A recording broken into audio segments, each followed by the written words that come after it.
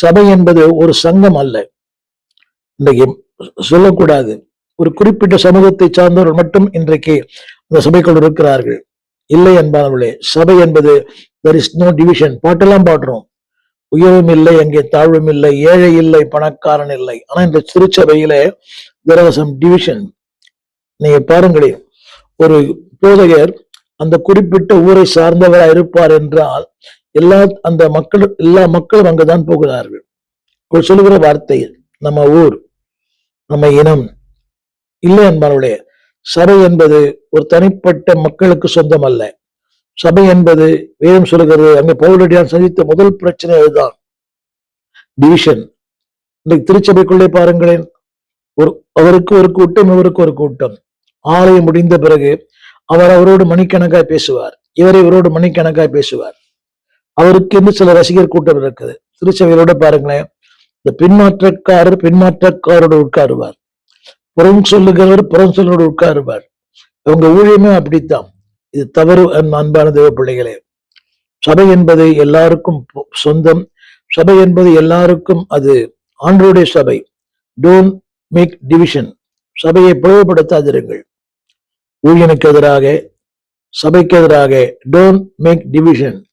சபையை பிளவுபடுத்த முயற்சிகளை நீங்கள் இறங்க வேண்டாம். எல்லாரோடும் பழகுங்கள், எல்லாரோடும் பேசுங்கள்.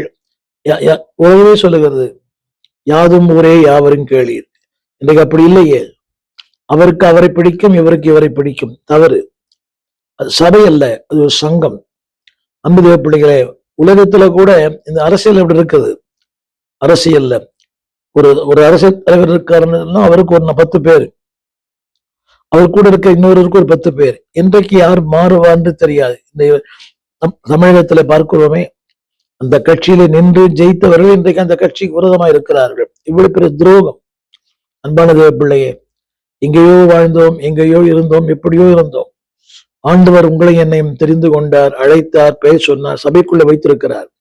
உலகத்திலே மிகப்பெரிய பாக்கியம் ஒரு திருச்சபைக்குள்ளே அங்கத்தினராய் இருப்பது. ஒரு திருச்சபையிலே இருப்பது எவ்வளவு பெரிய பாக்கியம். Don't make divisions. என்னுடைய 2வது குறிப்பு, அடுத்தபடி சொல்ல வந்த வார்த்தை, அங்கே ஒருங்கீனமான ஒரு வாழ்க்கை, இன்டிசிப்ளின். கவனித்து பாருங்கள், அந்த 3 கூட சொல்லுகிறது. 1 கொரிந்தியர் 3ஆம் அதிகாரம் 3ஆம் வசனத்துல கூட பொறாமையும் வாக்குவாதமும் பேதகங்களும் உங்களுக்குள்ளே இருக்கிறபடியினாலே. திரும்ப சொல்லுகிறேன், பொறாமை, வாக்குவாதம், பேதங்களும்.